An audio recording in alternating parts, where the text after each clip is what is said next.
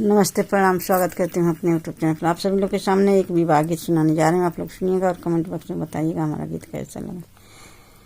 हथवा में लिए बाबा पियर धोतिया रे खोजे लागे दुलरू दामाद रे लाला नामा। हथवा में लिए बाबा पियर धोतिया रे खोजे लागे दुलरू दामाद रे लाला नामा। कब तू गए बाबा कब तू लौटे अरे कब तू लौटे अरे कैसे हेरा दुलरू दामाद रे लाला नामा। अरे कैसे हेरा दुलरू दामाद रे लाला नामा।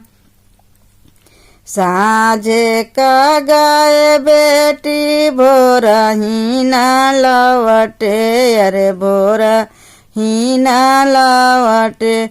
साझे का गाय बेटी भोरा ही लौटे अरे भोरा ही लौटे। अरे सांवर है रे दुलरू दामाद रे लाला नामा। अरे सांवर है रे दुलरू दामाद रे लाला नामा। ये तनी बचन सुनी बेटी हो कवन रानी अरे नयना से ढूंढई यहाँ सरे लाला नामा। ये तनी बचन सुने बेटी कवन दे अरे नयना से ढूंढई यहाँ सरे लाला नामा। अरे नयना से ढूंढ लागे आसुरे लाला नामा। की काम भय बेटी अन धन सोनामा अरे किया काम सोलहो सिंगार रे लाला नामा। किया काम भय बेटी अन धन सोनामा अरे किया काम सोलहो सिंगार रे लाला नामा। कामनी गुनाहिया से चूक मोरी बेटी अरे चूक मोरी बेटी। नयना ना ढूंढे लगाया सरे लाला नामा। अरे नयना ना ढूंढिया सरे लाला नामा। नाही काम भय बाबा अन धन सोनामा अरे अन धन सोनामा। अरे नाही काम सोलहो सिंगार रे लाला नामा। अरे नाही काम सोलहो सिंगार रे लाला नामा। एक ही गुनाहिया से चूक मोरे बाबा अरे चूक मोरे बाबा। अरे स्वामी सामर हम गोर रे लाला नामा।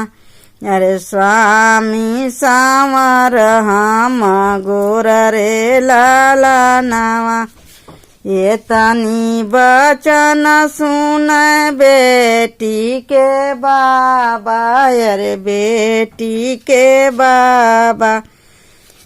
अरे बेटी लागे ये तनी बचन सुन बेटी के बाबा अरे बेटी के बाबा। अरे बेटी के लागे समझावे रे लाला नामा। अरे बेटी के लागे समझावे रे लाला नामा। सांवर सांवर जानी कर मोरे बेटी, अरे कर मोरे बेटी। अरे सांवर श्री भगवान रे लाला नामा, अरे सांवर श्री भगवान रे लाला नामा। सांवरे के माथे तिलक भल सोहे, तिलक भल सोहे। अरे ओहे हऊँ स्वामी तुहार रे लाला नामा, अरे उहे हमें स्वामी तुहार रे लाला नामा।